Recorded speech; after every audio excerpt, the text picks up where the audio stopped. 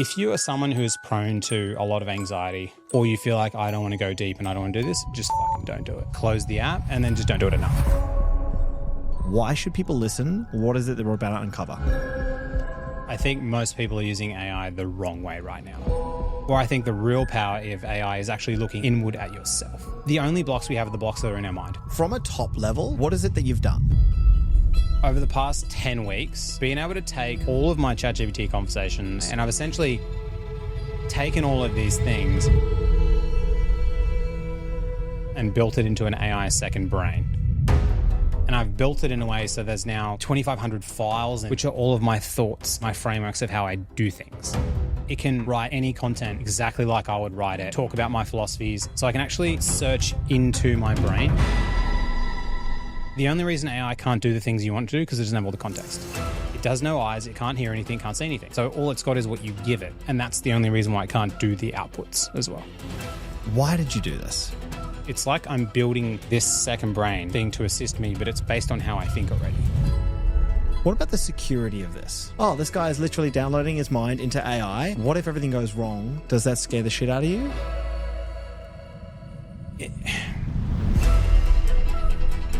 Welcome to Chew the Fat. My name is Frank Grief, and I started this podcast after I sold a business for $180 million with my two brothers. It's part of my mission to raise $1 million for Children's Cancer Institute by writing a cookbook called Eat with Purpose. In this series, I'm going to bring different types of founders on for you can share in their journeys and their lessons and insights. I'm also going to bring on guests who are in the middle of scaling their business. I want to make sure the challenges are relative to you and make sure you can take insights that you can use in each and every day in your business. I hope you enjoy. Matt Lakachev, last time we spoke was only like a couple of months ago. You're my first repeat. Excited. And I got a text from you, and I was like, Frank, I have to come back on and I have to share. Now, I don't think today is going to be our LinkedIn masterclass what it was last time, but I'm equally as excited. And firstly, I want to start with why should people listen? What is it that we're about to uncover? So for context, my wife's been in Bulgaria for 2 months, so I've had a lot of time to work, and I'm so pretty much single in a house by myself, got a lot of time, and AI has come up. So I think why we want to listen is I think most people are using AI the wrong way right now, and there's this thought out there that we're still waiting for the technology to get better instead of it's actually already here. We haven't changed our behavior in how we use it in order to get the most out of it. Because I think so much of when everyone thinks about using AI, they think about outputs. They're thinking how do I do more things? How do I get more distribution? Or how do I just let it write this email instead of me taking 60 minutes, it takes 10 minutes. But where I think the real power of AI is actually looking inward at yourself and actually how you can actually reflect on what you're doing in your life, because every founder knows, or just human in general, the only blocks we have are the blocks that are in our mind. Ultimately, that's it. And so, if you can kind of systematically remove these things in your life that have been bothering you, that's why every entrepreneur goes through this kind of hero's journey to get where they are right now. And they go through this personal development process. And I think that is actually the cool thing that we can use right now. So I want to speak heaps of lived examples about myself of what I'm doing, how I'm writing a book, and I'm just documenting the whole thing of exactly how to do it. Because I think we're just thinking about it wrongly, and we just haven't changed our behaviors on how to use it. So let's take it there is a lot to unpack. Yeah. From a top level, what is it that you've done? I think over the past 10 weeks, what I've done now systematically is being able to take all of my ChatGPT conversations, all of my voice transcripts. So when I walk my dog, 45 minutes of me speaking or speaking back and forth to AI. And I've essentially taken all of these things and built it into an AI second brain. And this AI second brain it lives in a tool called Obsidian. And I've built it in a way so there's now 2,500 files in there, which are all of my thoughts and my frameworks of how I do things. And kind of the road of how I got there's been a lot of learnings. But what this AI second brain can do now is it can write any content exactly like I would write it. All of my content is 100% AI. It can talk about my philosophies. I can say, look back in April and then say till June and how have I changed and what are the missing things. So I can actually search into my brain because I've taken every LinkedIn post I've ever written, every internal school community post. I'm taking my whole program, every recording, everything. And I've created it in a way so my brain now has an external scaffolding of all my thoughts. So I don't need to rethink all these things as well. So it just creates a massive amount of leverage, because right now, the only reason AI can't do the things you want to do because it doesn't have all the context. It doesn't have eyes. So when you're giving it information in there, it does no eyes. It can't hear anything, can't see anything. Like when we look, we have things. So all it's got is what you give it. And that's the only reason why it can't do the outputs as well.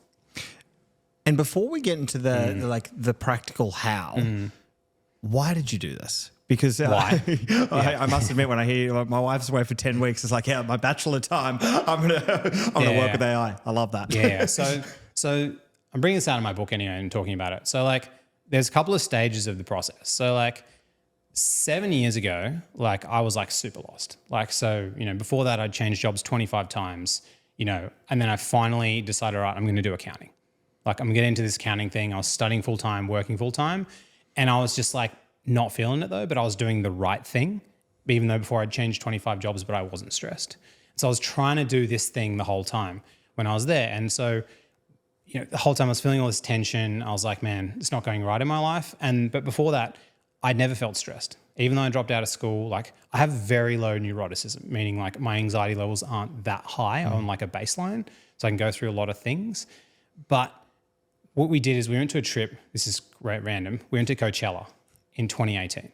And when I was there, like we partied 3 days, and I partied like a bit too hard on one of the days, as you do, right? And I was sitting there and Beyonce was about to come on. And I literally was like having a spiral. I was like, I've never felt anxiety in my whole entire life. I was like, I'm fucked. And so like, I literally had to leave like my partner and her brother at the time. I was sitting down at the fountain. I swear to God, I was writing my last words in my phone. I was like, I'm going to die, because I'd never felt that feeling before. And at that time, I've reflected back now, and there's a thing called Keegan's stages of awareness as well. It's in psychology. I kind of, through that traumatic event, I kicked from stage 3 to stage 4 Keegan's.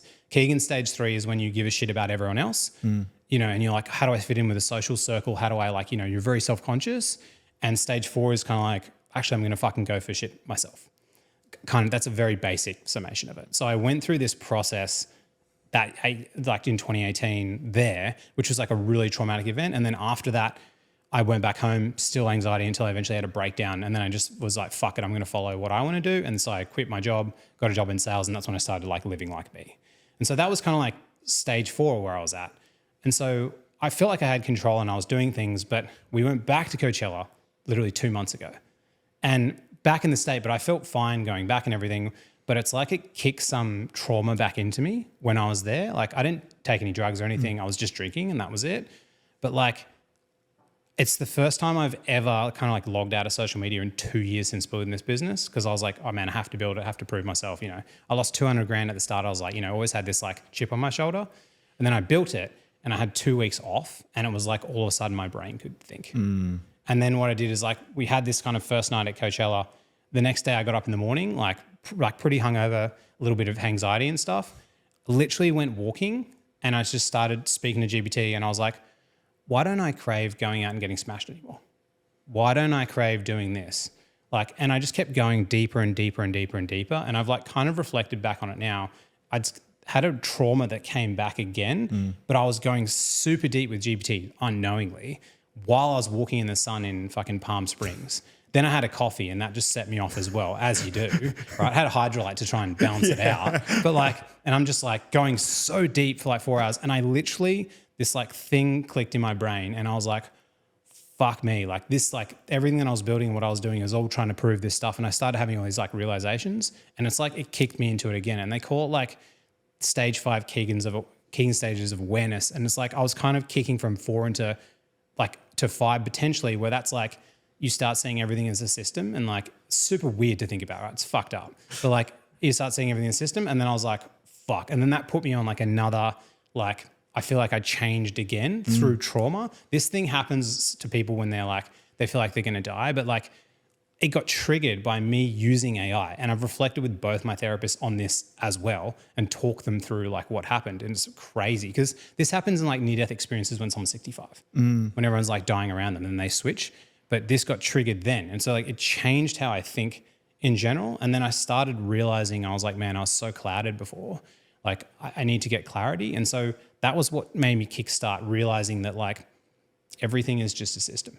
Like literally everything is a system and you can change everything. And that's when I started like, say, using AI, which is crazy because it's synthetic. It's not even real, to actually reflect with myself at the same time. And so that was kind of the antithesis of what started. The reason I started building a second brain is because I was like, okay, I'm really pissed off because I've always taken iPhone notes in my phone. I always have these great ideas on the weekend. Every entrepreneur does it. You get on a fucking Sunday, you go for a run and you have the best ideas. And then you're like, you lose it, you know? And I was like, how do I build something that that can compound on each other, that can be like recursive self-improvement, essentially. That's what I want. And so I was in Bulgaria at the time because I went from Coachella back to Australia, then to Bulgaria with my partner. But Bulgaria in this tiny town, whatever. And I'm just like walking around in the morning. No one walks early in the morning in Bulgaria. And then I was just like thinking through it and I had 2 weeks of just like, I'm just going to build this thing. So I just went and I was like, okay, cool. If it's my personality type, you know everything about me. How do I build something that I'm actually going to use? And like, that's when I started on the journey of building it. So it's like I'm building this second brain thing to assist me, but it's based on how I think already. So it doesn't feel not natural to me. It feels like how I would do things, because most of us, what we do is we grab systems and frameworks and things that other people give us, and then we just try to adapt them in our life, and it doesn't feel correct because inevitably all frameworks are made up and some are useful, right? Pretty much like that's it. And so I was like, how do I just build my own system on my own subconscious so then I can start making these decisions? Because I do so much reflecting on, I've wasted all these things. How do I just not waste anything? So that's kind of like how I started doing it. It was like this thing clicked again and I was like, all right.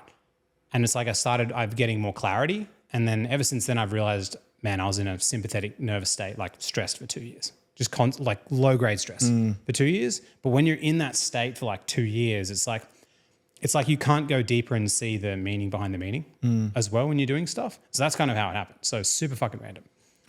Oh boy. Yeah. And like one last question before we get those practicals is like, what was the outcome you were hoping to achieve compared to what you've noticed has been delivered? That's pretty much exactly what I expected. Like I was just, how do I create something that compounds on top of each other and how I can use things? I think the biggest thing that's changed, the biggest thing that has realized within me is that even though a lot of things have changed and I've changed a lot of things, and I can talk through specifics, I don't feel any different. It's like I still feel exactly the same, even though I've systematically been able to change a lot of things and do a lot of things. But it's kind of like that we only have a certain level of baseline of how we feel. You can only feel real level of happiness or real level of dopamine or fulfillment. And it doesn't even really matter how big the thing is or how much money you make or whatever it is. It kind of doesn't matter. And so I think one thing that surprised me is like, I just feel exactly the same. Like I feel very clear on whatever I'm doing and I know what to do, but like there's no heightened sense of anything. It's like everything feels kind of the same. I think everyone throughout history, if you read like Marcus Aurelius's journals, right?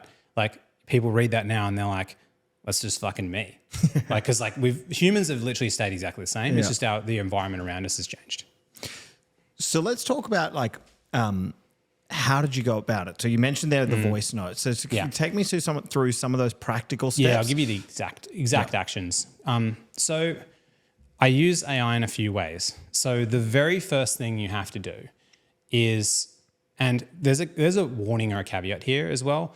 If you are someone who is prone to a lot of anxiety or you have high neuroticism or you feel like I don't want to go deep and I don't want to do this, just fucking don't do it. Like go get a therapist or something like that. Like I'm not a qualified person. This is just me running an experiment on myself. So like do that because like if you're someone who has a high baseline anxiety level and you have a tendency to ruminate on a lot of things because that's what it causes, you can like unearth things that you'll be like, I don't want to fucking see that. Like it's just, and that's why like when you talk from a therapy standpoint, like one of the easiest ways in therapy to remember childhood memories is look at photos. But the reason you don't want to do that is because you can sometimes bring back the trauma and then you ruminate on it. So there's a new therapy practice which is more around just fuck the past and we're just going to deal with the future. And I think it's a better way to go through things because sometimes you don't want to hash it out. So that's just like one caveat where if you at any point do this and you feel uncomfortable, just stop. just close the app and then just don't do it at night. Because otherwise, like, you could set yourself off really badly. So I just want to say that up front. That's good. Yeah, just because, so a few ways that I do it. So the first thing you need to do is you have to be 100% clear on what you're thinking and saying when you're speaking to AI. So depending on your personality type, you could be an extrovert. So me, when I speak, I think. So I'm forming things as I speak. Introverts tend, not always, but like tend to think first, then speak. And so for introverts, it's sometimes better for them to write as well, because that's their natural way of expression, or type. It depends on how fast they process things. So whether you're a speaker, writer, or typer, you can try all three. The first thing you want to do is just go to a park if you're a speaker, open up Otter, the transcription app, and just say, I'm thinking about, and just talk. And just say exactly what comes in your mind. And even if you have something that comes to your mind and it's like, oh, I just felt this weird emotion. Oh, when I saw that tree over there, it fucking reminded me of this. Oh man, my dog's doing a fucking shit again. Like, it's like, actually say everything that you're thinking, because the restriction with AI now, why it can't give you the outputs that you want, is because you're not giving it the correct inputs so it even knows. So it's like, you got to let its eyes open so it can actually see everything as well. And so when you do that, that's the first step. So if you do, say, half an hour of talking, then add it into GPT and say, tell me everything about my big 5 personality type, my Enneagram, my Myers-Briggs, my DISC profile, how I think, my thought processes. And what that does is, when you go full fidelity and clear with stream of consciousness, it means when you do that, it's like when you do the 16personalities.com quiz, everyone does it and they're like, oh my God, look at my type. And then you get your family to do it and everyone fucking does it. It's the best lead generation machine ever, because it's got 850 million leads, because everyone fucking does the test. Yeah. People want to know everything about them. This is a way which, when you do this, you're like, oh, okay, now I get it. So like, it opens up your eyes, and then you say, what are my strengths? What are my weaknesses? Okay, I've been thinking about this problem.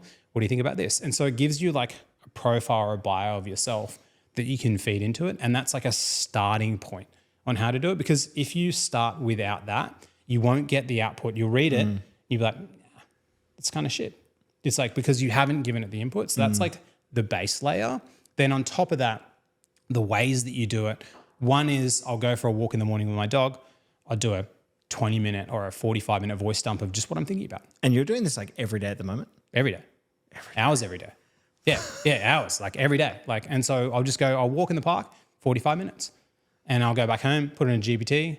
Then that's like one way where it's just one big long voice dump. Another way is I'll walk along, I'll use speech to text, I'll speak, and then I'll read it. I'll speak, and then I'll read it. And so that's another way to do it. The speaking and reading works really well at your computer, because when you're sitting at your computer, you can read a lot of stuff. And then if you have, say, Otter open, which is speech to text, it's just better than the GPT speech to text. It kind of sucks because it loses it sometimes. It's really annoying. Then you're just reading something for half an hour and you're just auditing your thoughts about it for half an hour. And then you just add that in, and then you add another question. So that's another way to do it. And are you structuring these as like, because from what I've heard so far, it's a lot of just like random thoughts, but I'm kind of imagining that the map of the mind, there's also like almost like gaps or things like how I think about business execution, or how I think about writing content. I'll give you an exact run through as well. Yeah, that's fine. Yeah. And then they're like kind of the mechanisms. Then another one that works really well, if you're doing a zone 2 on a bike, really good.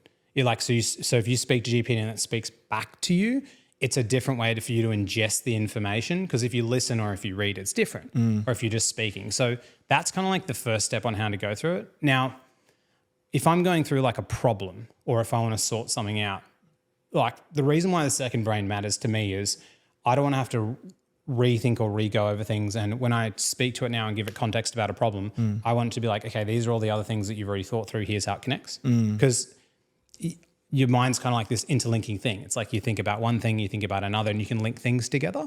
And so if I'm thinking about like a problem, the thing that I'm going to solve is always the thing that naturally comes up. It's never forced. It has to be something that I'm just genuinely curious about. And so the other day, I made a piece of content, and I was thinking about like, fuck, humans are so dumb. I was like, we look at like, we're selling something from Worse, and Worse is, let's say a thing of salmon, right? And you're like, okay, then I open the salmon box and there's this plastic, right? They paid 3 cents for the plastic. But like, that's only on the P&L. What's the actual damage over time for that? And it's like, we don't know. We have no fucking idea. It's like 500 years. It goes in the ground. What's the microplastic damage? When I'm washing it out, how much does the water cost? So we're not actually factoring in this long term. And then I was like, are we actually like really dumb? Like, didn't another civilization actually have it correct? Like, how bad are we not doing long-term thinking? And then I started producing this piece of content on how Indigenous Australians were actually the smartest because they, or Native Americans thought 7 generations ahead. That's how they thought about everything. Oh, is this going to affect 7 generations positively? Sure. Indigenous Australians lived for 60,000 years and they built systems to just align with everything around just consistent long term. But I was just thinking through this while I'm like doing anything. And then I'm like, okay, how do I link this to my models? How do I do this? So it's a way that you can kind of grab these disparate thoughts and like put them together. But then when you're having this like random thought that pops up, you can add it in and then it kind of pulls in all your other information. Wow. Okay. So here are a couple of thoughts are running through my mind. One is actually, as I put myself in the listener's shoes, they go like, "Holy shit, that sounds crazy," but also I don't got 10 weeks. So what's like the starting position for someone who like, I want to get some of that juice, let's call that like 50-60% of it, but I want to do it in way less time because that's how we all think. Yeah, definitely. How could someone do that in their world today without Obsidian, without all of these different definitely add-ons?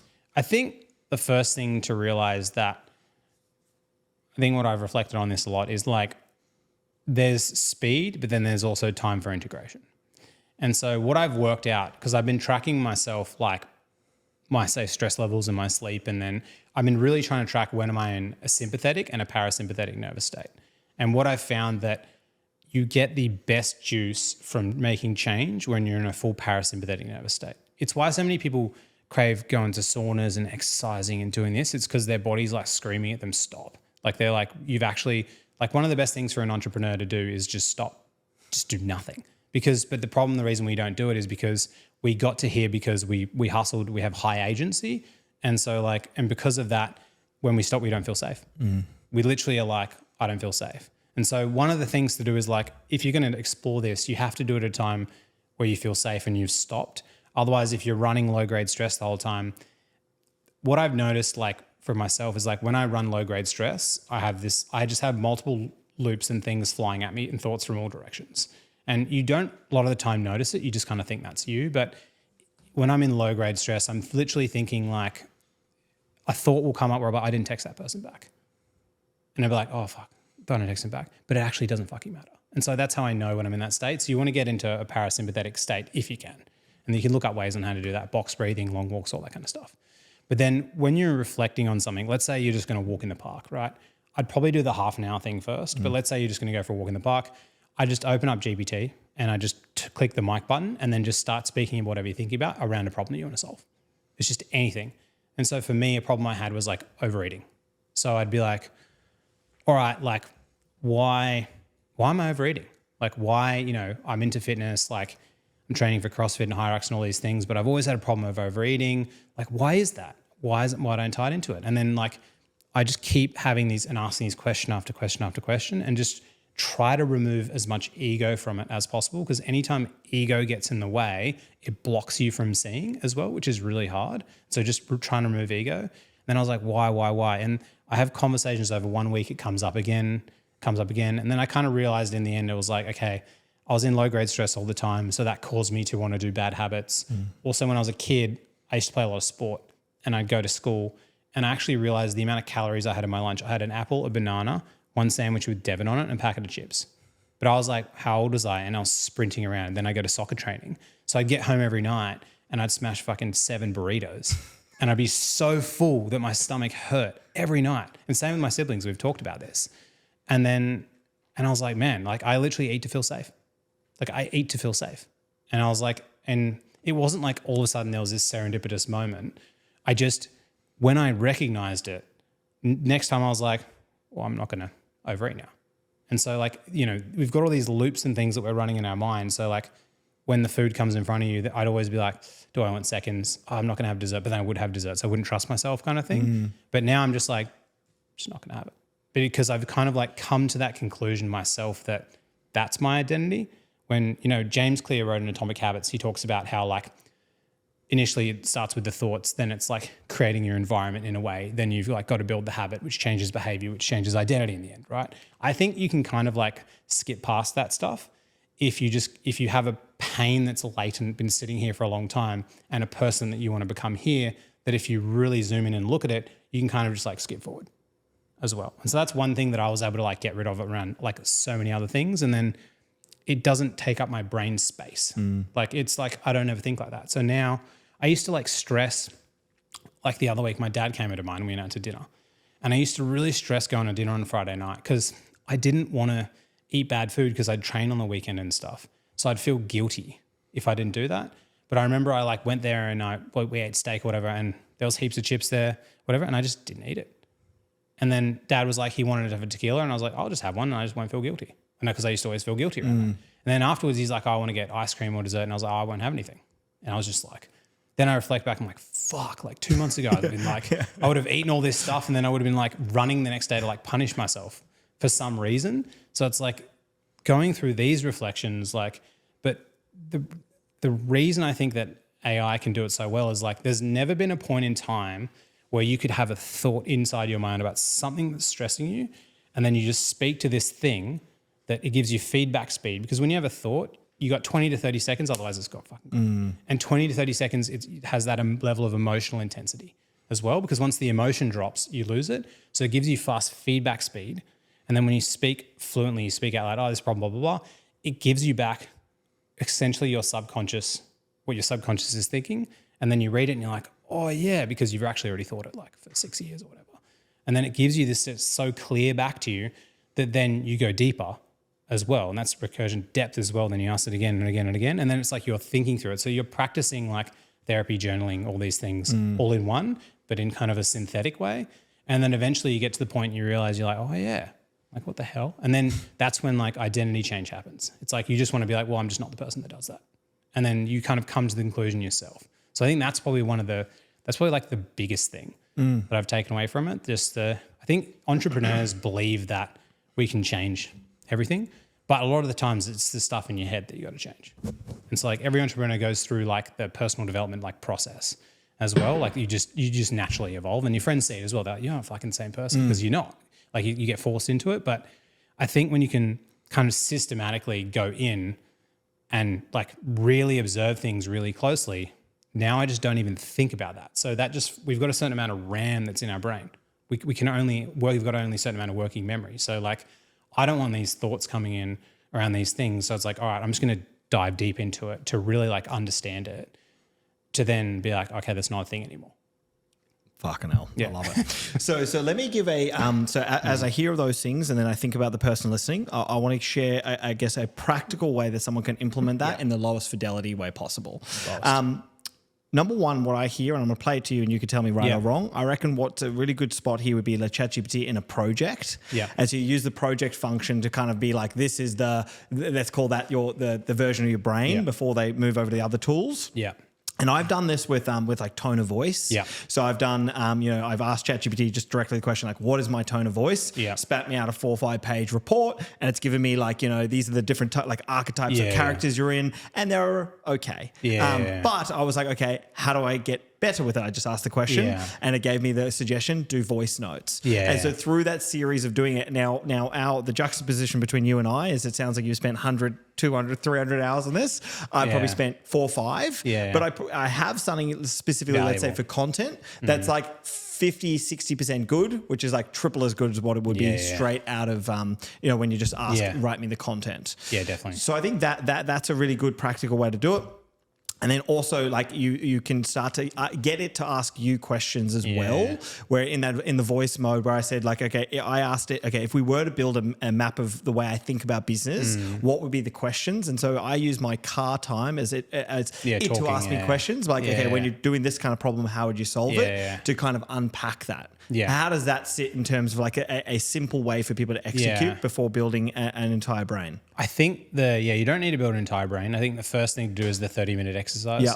You could even do it 10 minutes if you want. You just want to get like the full thing, because if you ask it, hey, give me everything about personality, and then a trick that you say to AI, can you give it to me in 4 parts with the maximum amount of words? Because then it just goes 1, 2, 3, 4. Because every response GPT or any AI gives you, they're trying to conserve fucking energy, right? They're trying to do that. So because AI takes a lot of energy, that's why now is the best time to be using it, because it's like Facebook ads in 2010. Yeah. It's like the juice is going to get more expensive. Yeah. I'm pumping Claude Pro. You reckon it's going to get more Pro. expensive? It's hard to tell around like, because if there's certain chips that if they bring out and they use them with the chips with light and stuff like that, how it's going to be. But I think like there's always a disproportionate advantage in the beginning when you actually do something. And I think get it now, because like the more you can change inevitably human behavior is the thing that lags behind. It's not like the internet came out in 2000. It was just, it's our behaviors changed over time. So I think, but we'll go back to how you can use it. I would ask it like 30 minutes of voice dumping, give everything about your personality, build it into as many pages as you possibly can for that. Use that as a project. Awesome. So if you open up a project in GPT, then you add that in and you say, this is everything about me. It can reread that every single time. So that would be a basic way to do it. But around a problem to solve, like the thing is, it depends on your personality type, the way that you think about things. That's the difference. And so for me, the way I would build a second brain or attack a problem is very different to other people. You've got to follow the way that your kind of peak curiosity. So let's say you go, like the easiest ways to solve a problem is go for a walk in the morning. Because like I'm now implementing like no input morning. So like in the morning, I have no inputs. I don't read any text messages. I read there's zero. There's just my thoughts. And if I want to open up AI, that's the only thing. And how do you define an input, and what's the amount of time you're doing this for? As long as I possibly can. Sometimes stuff comes up and it's like I can't avoid it. But an input is anything that's like real that can change my thoughts. Even a text message. I don't even want to read text messages. So text message, I don't even open any apps on my phone. It's like nothing. The only thing I want is like my own thoughts, me speaking, and then using AI as a mirror to my own thoughts. That's the only thing I want. And I'll spend as long as I possibly can to do that. Wow. Because otherwise, any small input you get, any text, like anything, and obviously I'm not a parent, so if parents can't do this, right, it's like totally different, right? But like any small input you get changes how you're going to think about things. So if you can, like wake up in the morning, you're clear and you're fresh, go for a walk, you've got that project open, you've already added your pages of your stuff, and then just speak about, okay, what's something that's on your mind that's a problem, and just speak through it. Like just open up, pick something, and just let yourself roam free. We've been taught within school and work and stuff that we have to like systematically break down these problems and go through them. AI doesn't need that. It'll have so much context when you give it everything. It's better to look at it from the lens of, psychology, physiology, business, all of these lenses all at once, because then it gives you a really good summation of the issue, because we're usually thinking from like a lead generation and business lens. But most of the time, people's lead generation problems just stem from them being scared of rejection and them not having self-trust in themselves to execute. Like, so a lot of it, it's all interconnected. And so you want to have all these interconnected parts when you're speaking about it. So I just walk and you open up GPT, you hit the microphone, you just speak. And then you hit play, go, you just read it while you're walking. All right, cool. And then speak again, speak, hit it, record it, and just let your curiosity drive you down and down and down. It's just, it depends on how high someone's openness will be. Yeah. So if you look on Big Five, like personality profiles, if someone has I have like extreme crazy openness levels, like, which means that I'll just keep going. So like some people will stop after 3 questions. So you want to just see where you get taken, because if you don't do it the way that you want to do it, if you can't do it forever, you won't do it for a day. Like that's kind of my kind of rule of how I think through things as well, because otherwise it will be inconsistent. So whatever you talk through, you might talk about business, or you might be like, fuck business, I want to talk about relationships, or I want to talk about my own brain. It's like whatever your interest is, it allows you to explore it from the lens of your personality, when usually we're being taught from this is the way. It's like now you can kind of teach yourself from the way that you best easily learn.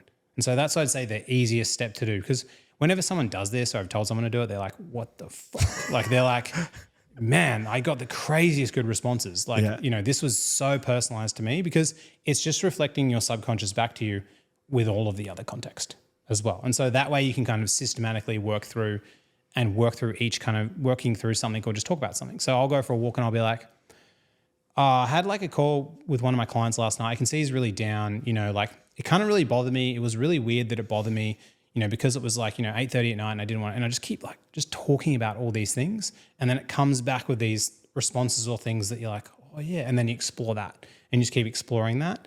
Like that's how I would say is a starting base point as well. Cause then you'll just uncover things that you'll have realizations. You'll be like, oh yeah, but it's not new. You've already thought about it. You're just surfacing it back again, and now you're seeing the importance of it. Love it. Okay. So before we wrap the brain in a bow, I have to ask one question. Yeah. What about the security of this, right? Yeah. So I imagine some people listening going like, oh, this guy is literally downloading his mind into AI. Yeah. What if everything goes wrong? Does that scare the shit out of you or what? I thought about that a lot, to be honest. No, because we're already downloading our minds anyway. Like Instagram, Facebook, and everyone, they already know every fucking thing about you. Like it's kind of like irrelevant. It's just, I would rather have my mind on my local LLM on my desktop and me know about me. It's like, of course someone could take that, but the hard thing is like when they bring out Meta glasses, right? They've already got a phone. We don't know if they're fucking listening on the phone. Like you don't know, right? Like when they've got like Meta glasses, it can see everything. And like Facebook, right? Every single social media application, right? You go to the terms and conditions and it says in the thing, we can change our terms and conditions whenever we want. Like literally it says that. And so all your private messages, all your WhatsApps, all everything, sure they're encrypted, sure this, but like really eventually it's all going to be found out and it's going to be found. And it's like, that's kind of what I think through. I think what I'm doing now is like, I have this thought to myself. I'm like, say if I'm kind of unsure or something like that, I'll say, am I somewhere now where am I in a place now where I'd prefer to be than I was before? If so, then that's okay kind of thing. And so I think there are a lot of those things that come into it as well. But I think eventually it's all going to know everything anyway. It's like, and so I think I'm just doing things a little bit faster than what other people are. But I think eventually Elon Musk is making Neuralink. Like that, I think honestly, if I was like every single entrepreneur I have shown this to, they're just like, how do I fucking build this? They're just like, they see it and then like, I honestly think we've just thrown security out the fucking window anyway. It's really gone. It's like, it doesn't even exist. It's like every social media can see everything. Like you can make so many understandings about someone's personality. Like I think for me, the danger is not having control over your own mind. Yeah. Like I think the biggest problem that's going to happen with AI, I don't think about nukes or anything like that. I think it's going to be an erosion of identity. I think everything's going to change around other people. They're not going to trust themselves. They're not even going to know what to fucking trust because everything's broken up. And then they're essentially just going to disassociate and be like, I don't even know what to fucking do anymore. And then they'll just go down the hole of like this perfect personalized content of just like AI girlfriends, movies and all this shit because they just can't trust themselves. And you can already kind of see it happening with every piece of social media anyway. So I'm like, okay, well, I'd rather know myself first because these social media companies know me better than what I know. Even Target in 2015 knew when people were pregnant before they were pregnant. No way. Yeah, I think it was 2010 or 2015. I can't remember exact year. I was reading in one of Malcolm Gladwell's books, I think, and I'm like, what the fuck? So life insurance companies already know when you're going to die. Yeah. Like, because like if they're going to pay out so much money, it's like, so I would rather have my own introspection on me to understand me because these companies already understand you. It's like, and I just don't think maybe they don't understand the gravity or the weight behind it as well. So that's kind of my thought process around like, for me, I'm like, I could share anything and I feel fine as well. So I'm not too exposed, but I think everyone already knows everything anyway. It's like if anyone's, even just the fact that we're posting on social media right now, if someone just fucking pulls all the transcripts, they can pretty much get, of course, you're putting on a mask, you're not saying everything, but they can make assumptions and, and they can have enough data and enough stuff to know things about you anyway. It's an interesting topic. And the reason I ask it is because it's often what people will ask me. I've got a few ways to think about it. One is like, those companies don't really care about data from an individual perspective. It's not that valuable to be like, I have Frank's identity. It's more around, it's the collection of all of those people's data that then makes it powerful. And the reality is like $1 trillion companies, they don't care about you, the individual. They care about how they can manipulate an entire market.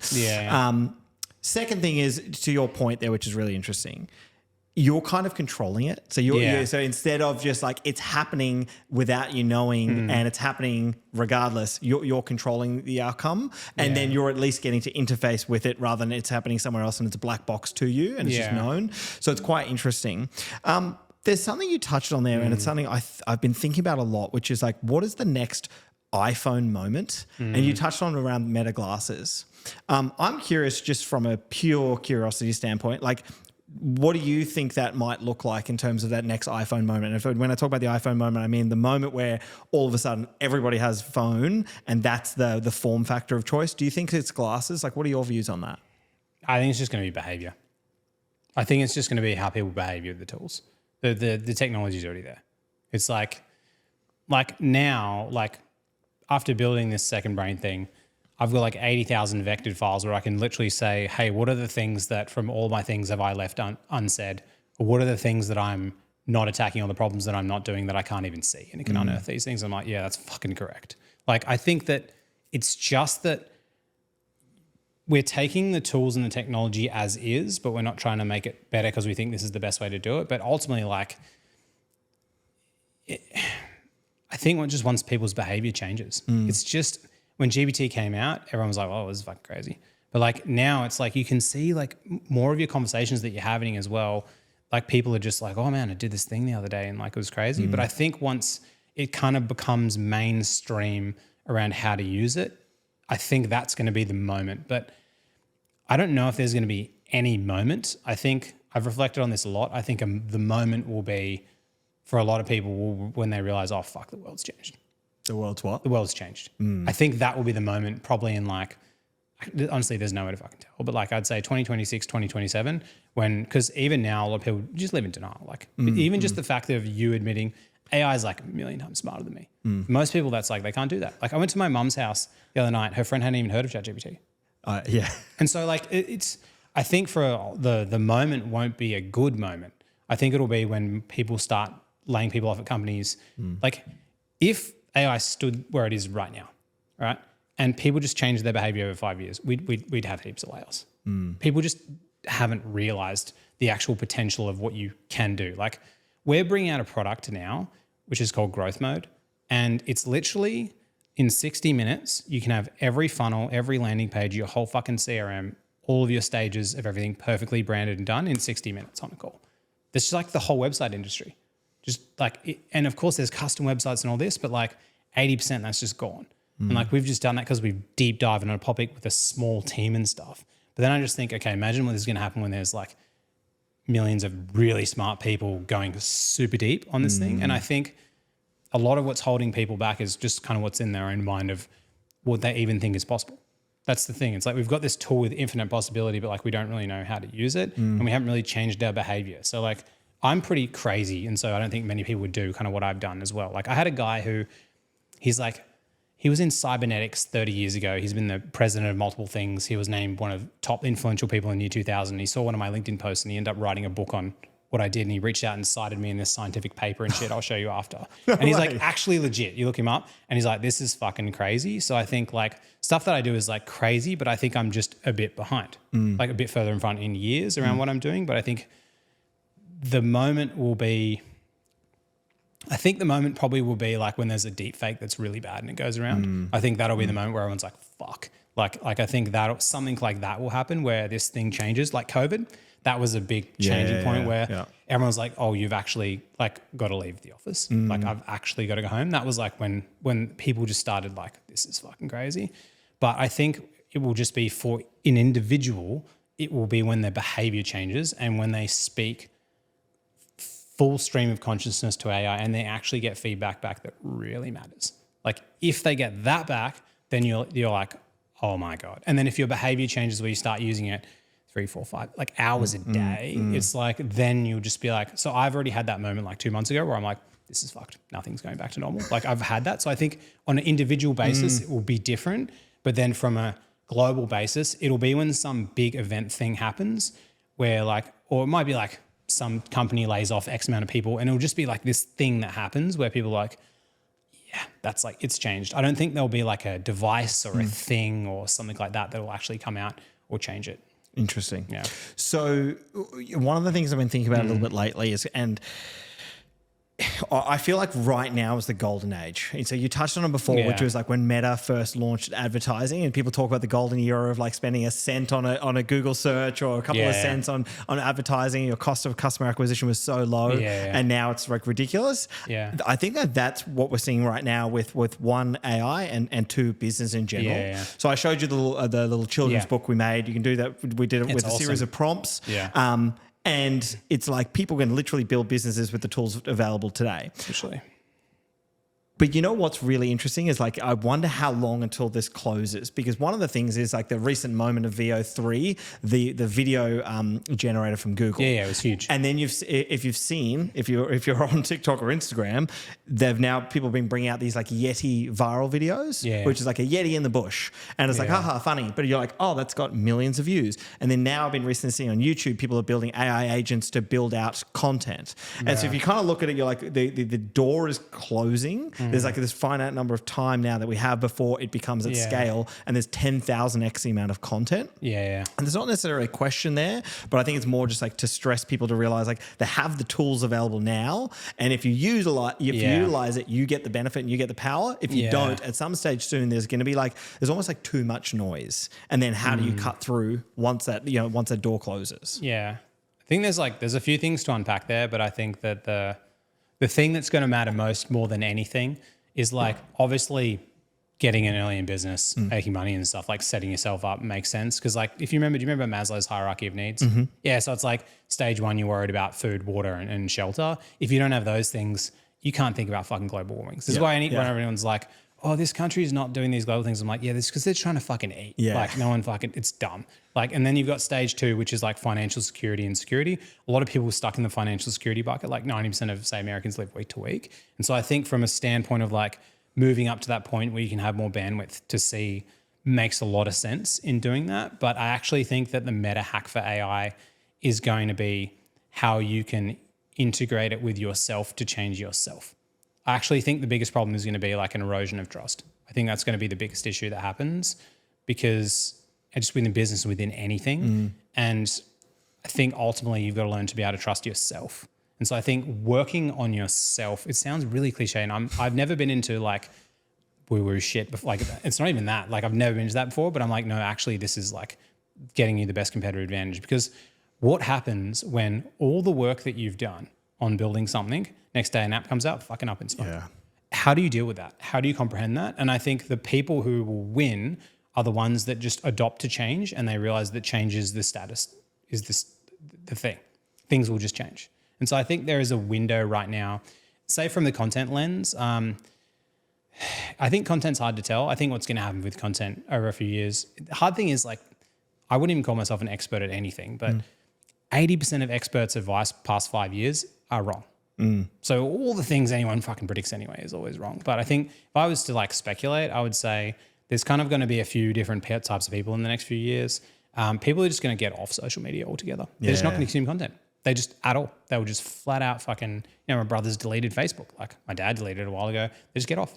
Because they're like, nah, I'm off. I'm see you later. I think there'll be people who will do lean into it and they'll get consumed by the content. Like I can remember my like World of Warcraft days when I was 16. Like imagine if I could live in this VR World of Warcraft, you would just live there forever. It's like you wouldn't be able to do it.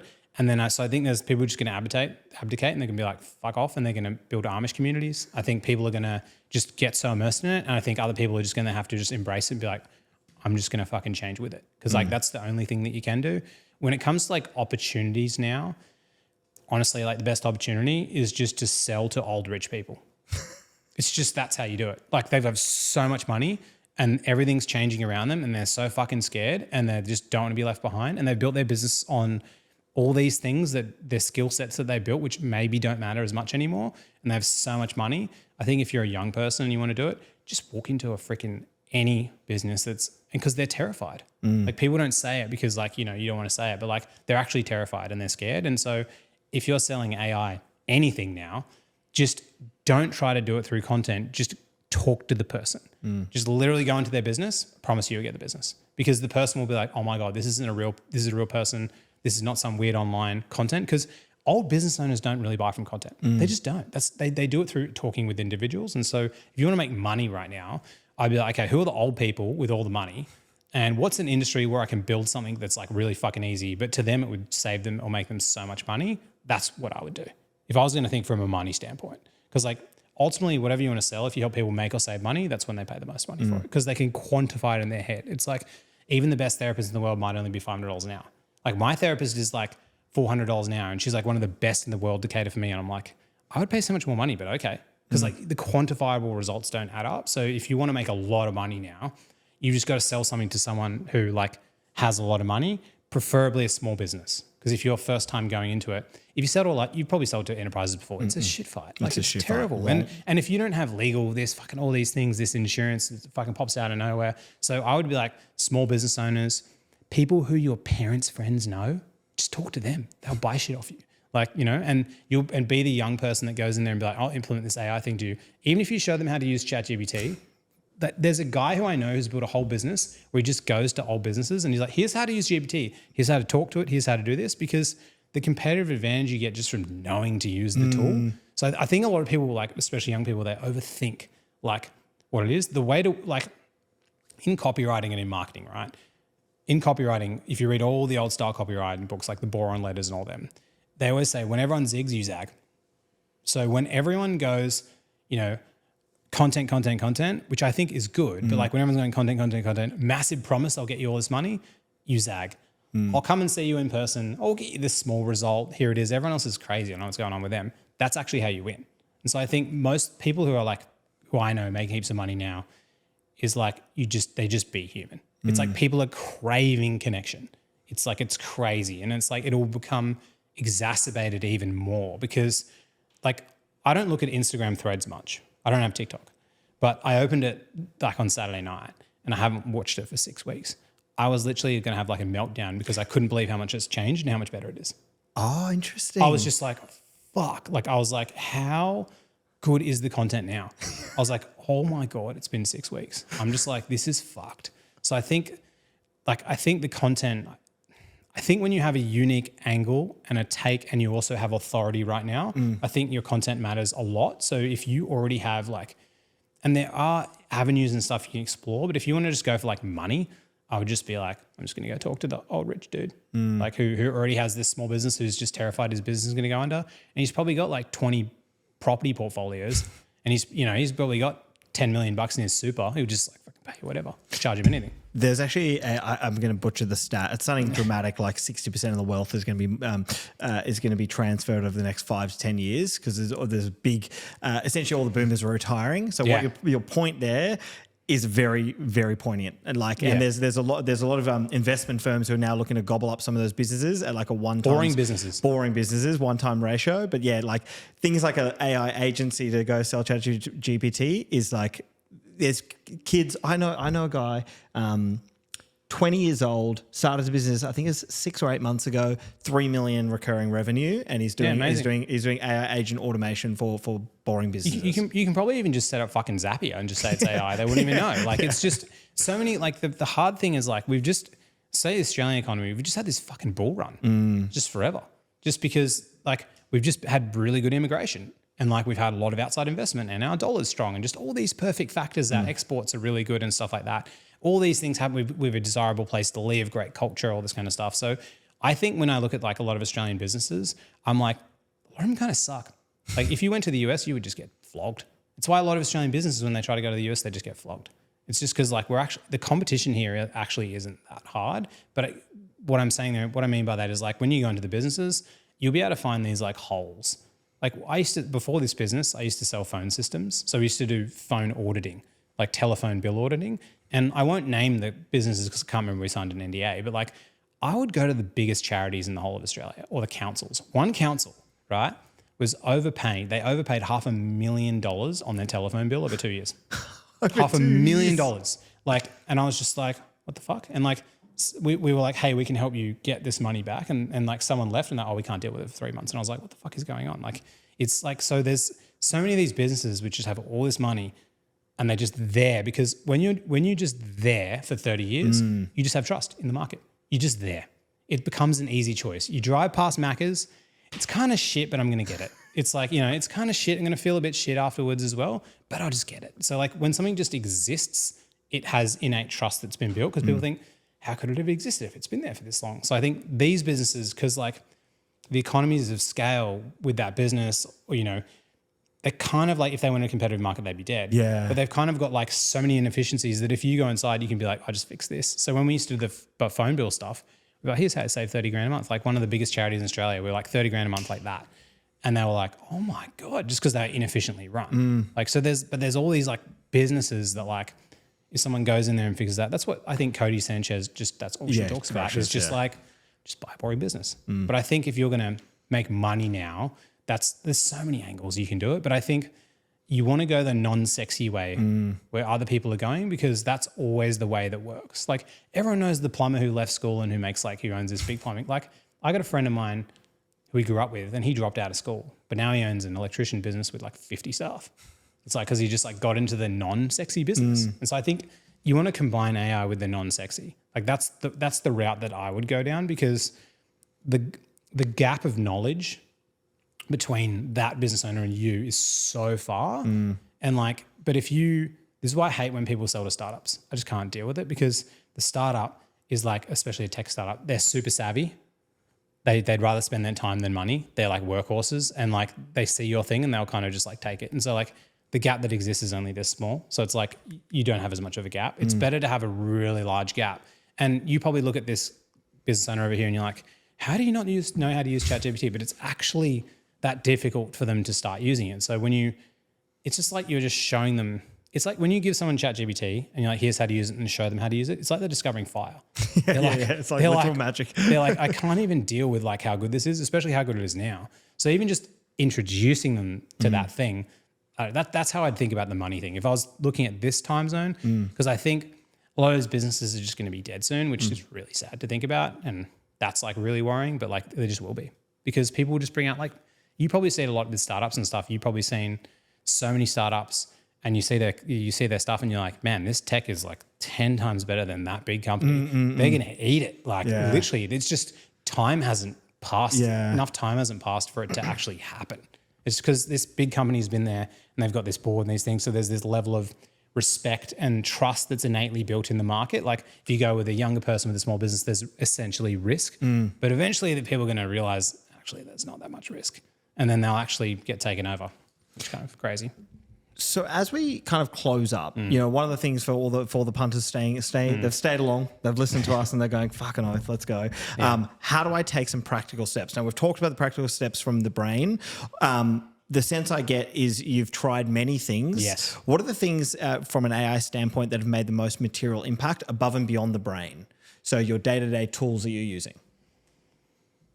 It's honestly just the thing that matters is giving as much input as possible. So like, and this is like me showing that business owner how to use GPT. It feels similar-ish thing, but like when I'm at my desk and I'm working and I'm reading something, I have Otter open and I'm verbally speaking out loud. Like, and just full like stream of consciousness, whatever I'm saying.